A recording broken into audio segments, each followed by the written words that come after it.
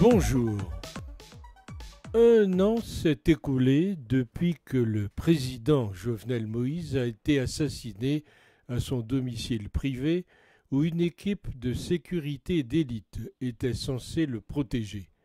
Non seulement les autorités n'ont pas réussi à identifier et à arrêter tous ceux qui ont orchestré et financé le meurtre, mais Haïti est en chute libre alors que la violence monte en flèche et que l'économie s'effondre.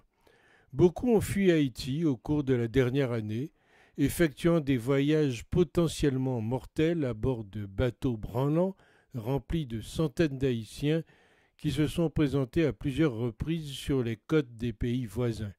Ils ont choisi de faire face à ce risque plutôt que de souffrir de la faim et de craindre pour leur vie, comme le font de nombreuses personnes restées au pays où chaque jour est un combat pour rester en vie, un combat pour manger, un combat pour survivre.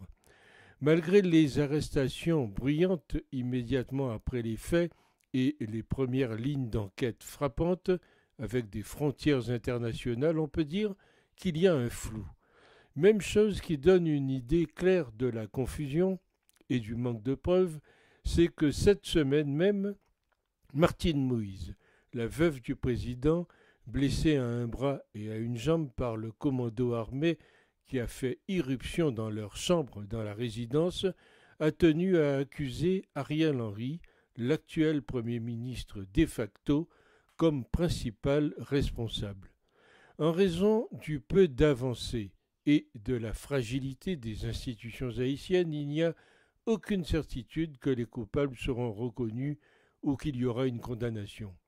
Depuis que ce crime a été commis, l'insécurité croissante liée à la multiplication des actes de violence commis par des bandes armées terrorise les citoyens haïtiens et monopolise le débat public dans un contexte où les défis auxquels le pays est confronté s'accroissent de jour en jour.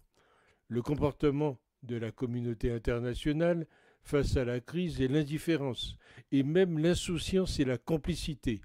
L'imbroglio international qui entoure ce crime, la lutte pour le pouvoir, le blocage des institutions démocratiques, l'absence d'agenda, les incapacités de la justice, le pouvoir des gangs, la difficulté de trouver de l'essence, le refus des acteurs politiques de dialoguer ou la mainmise de la communauté internationale sur la gouvernance haïtienne encourage le pire.